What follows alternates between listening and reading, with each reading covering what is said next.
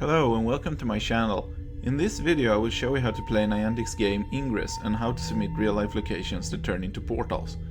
If you, like me, are a Pokemon Go player, this feature can change your entire gameplay experience because the portals in this game is what later on turns into Pokestops or Gyms. At the moment, Ingress players level 10 and above can submit portals, and to level up you need to gather a lot of experience, or AP as it's called in this game, and past level 8 also meet the badge criteria.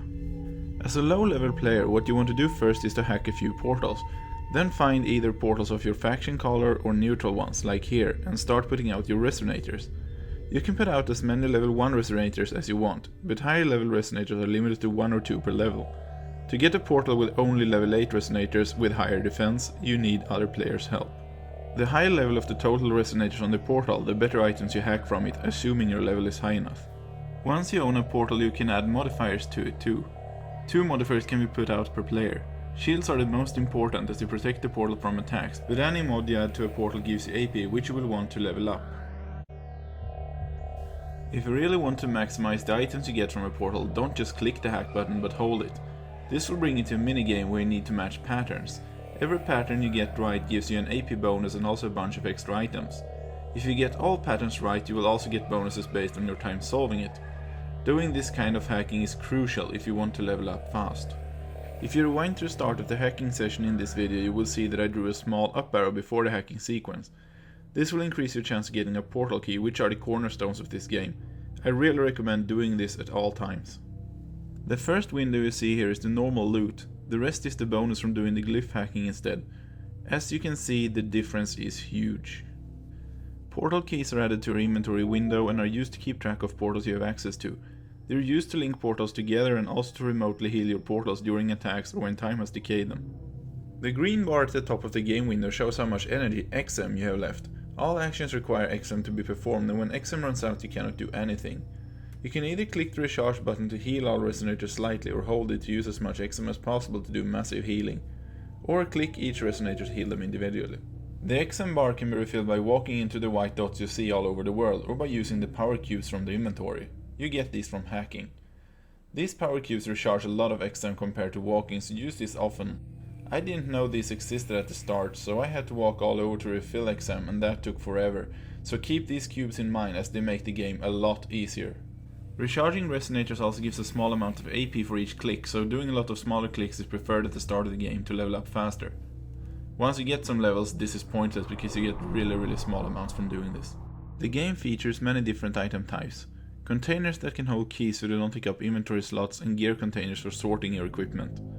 Resonators, which you use to build the portals. Higher level ones are harder to destroy. Weapons exist in 2 different kinds. XMP cannons, which are the main weapon.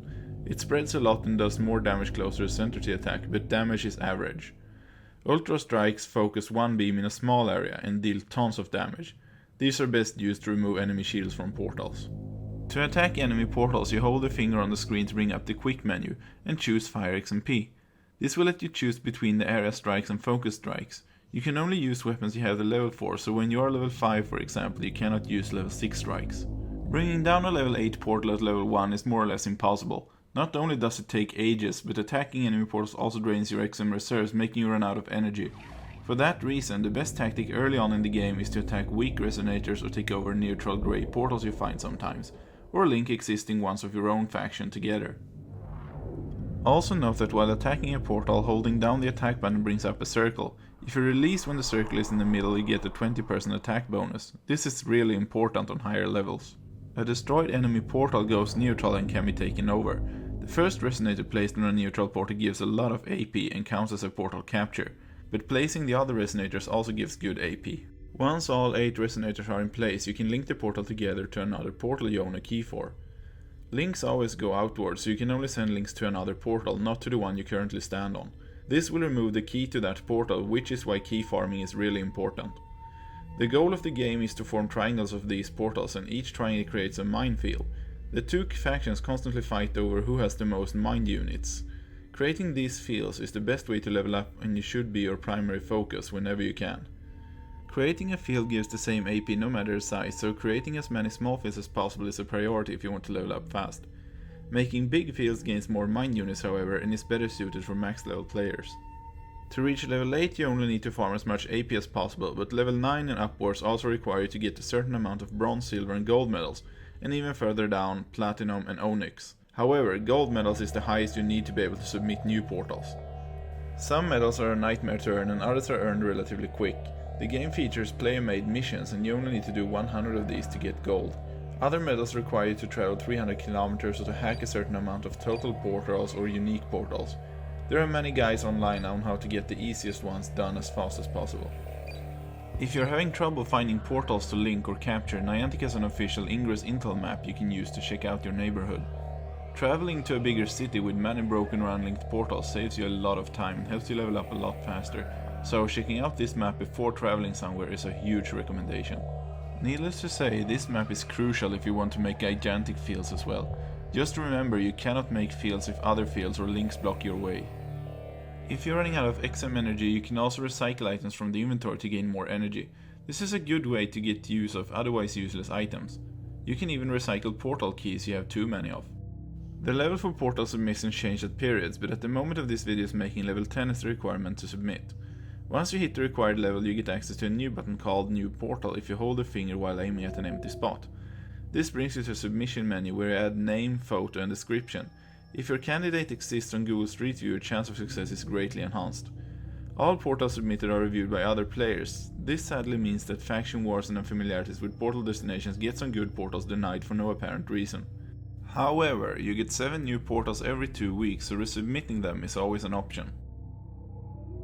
After submitting a portal, it usually takes a few days before a mail is sent to your email which states if it was approved or declined. Upon approval, the portal appears in Ingress immediately.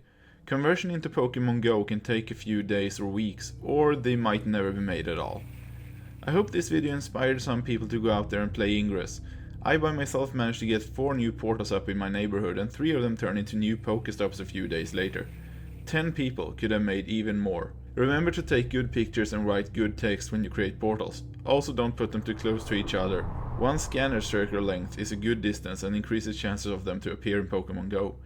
If you actively play Ingress 14 hours a day, you should make an average of around 500,000 experience or more per day, assuming you play in bigger cities. Reaching level 10 should take roughly 2 weeks, assuming you got the time to spare. While this might sound like a lot of invested time, it pays off in the end when you have those Pokestops you always dreamed of before. This will open up a new world for you in Pokemon Go and allow you to see your neighborhood grow. Good luck out there, and I hope to see your portals, Pokestops and Gyms.